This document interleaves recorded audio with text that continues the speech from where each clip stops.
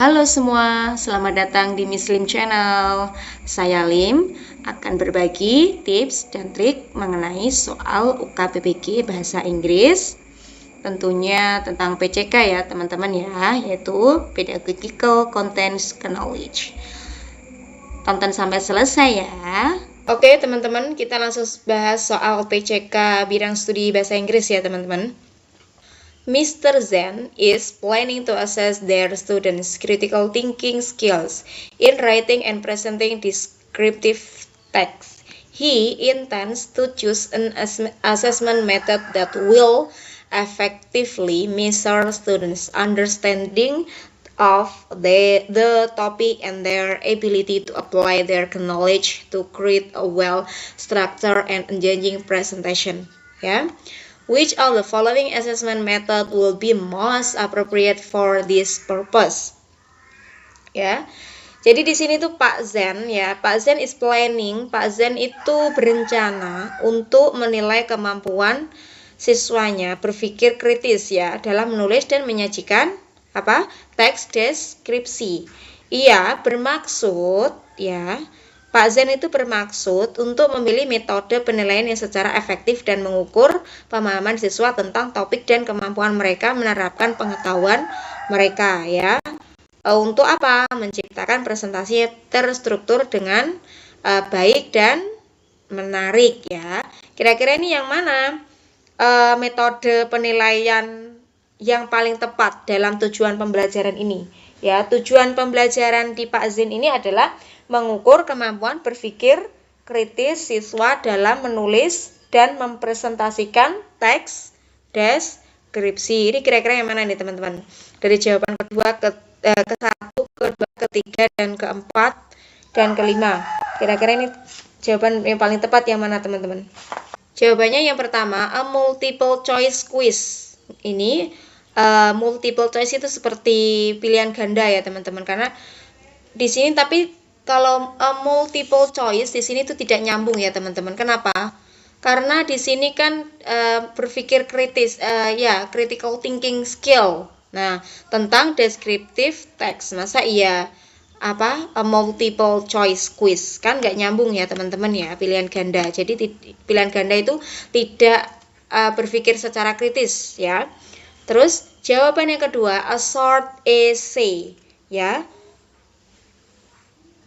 Itu memungkinkan siswa untuk menunjukkan pemahaman tetapi tidak mengukur kemampuan berbicara di depan umum dan menggunakan bahasa tubuh. Iya, jadi kurang baik ya kalau short essay itu ya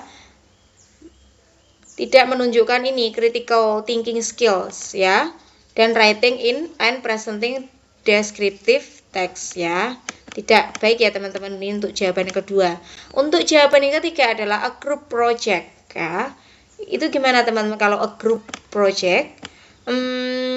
Memungkinkan kolaborasi tetapi tidak teman-teman? Tidak memungkinkan penilaian individu terhadap kemampuan masing-masing siswa, karena di sini adalah grup ya, membuat grup. Jadi grup tidak menunjukkan kemampuan secara individual ya.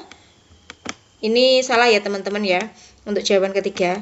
Terus jawaban yang keempat, an individual oral presentation.